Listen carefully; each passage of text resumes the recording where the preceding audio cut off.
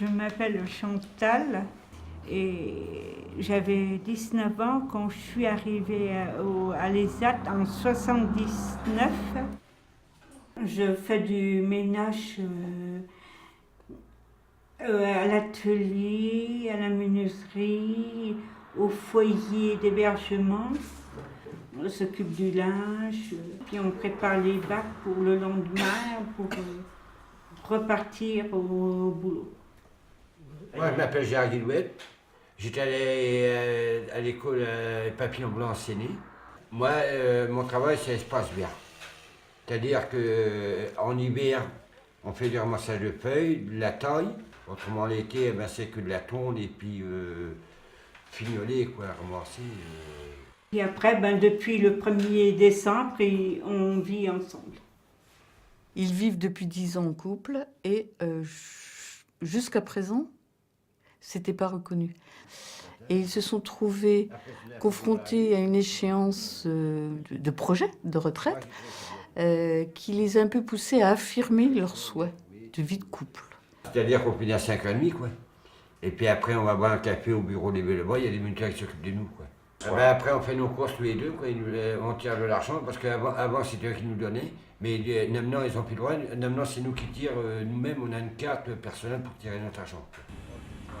Et tout le monde nous connaît et ils sont contents de nous quand on donne un coup de main pour les courses et comme ça. Parce que des fois, nous, quand c'est Grand Prix de Mec, on est tout le temps là pour donner un coup de main pour les gens. Des bénévoles. L'intégration dans le bourg est très importante pour eux. Effectivement, ils ont tous leurs points de repère. Ils peuvent, surtout Gérard, participe beaucoup à la préparation des manifestations. Il se propose en tant que bénévole, il va donner un coup de main. Les déraciner du bourg, ce serait particulièrement...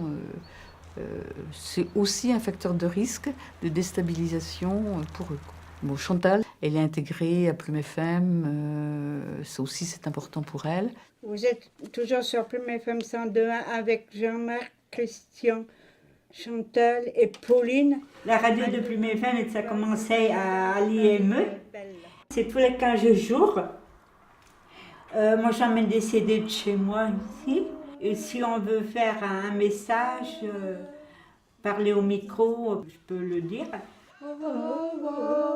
Il y a un réel risque pour que justement ça soit un petit peu compliqué leur maintien en logement. On ne sait pas encore comment, sans l'étayage actuel de l'UVE, du temps partiel, du travail, comment ils vont réagir face à ce vide. Le risque, c'est qu'à un certain moment, ils soient un petit peu en errance. Ils n'arrivent pas trop à structurer eux-mêmes leur temps d'activité. La mise en place, ça va être surtout, dès maintenant, la possibilité de les orienter vers des activités et de voir comment ils pourront aller vers ces activités-là en autonomie. Le suivi UVE, tout le temps, on n'aura pas trouvé de solution, pourra quand même se maintenir. Et on va essayer de construire progressivement un étayage, un relais au niveau des étayages pour le maintien dans leur logement. Nous, on a envie de vivre ici au mieux d'aller... parce que des fois, il y a des gens qui ne peuvent plus garder, qui vont en famille d'accueil ou des trucs comme ça. Et moi, Chantal a décidé de rester ici. Et puis plus tard, quand on ne pourra plus, on ira au fait du logement, quoi, ici à Plumec. Leur maintien donc à domicile est important parce que c'est leur projet, parce que c'est ce qui garantit pour eux, au jour d'aujourd'hui, le fait qu'ils vont pouvoir rester ensemble. Rester dans notre appartement ici, tous les deux, faire notre vie tous les deux, quoi.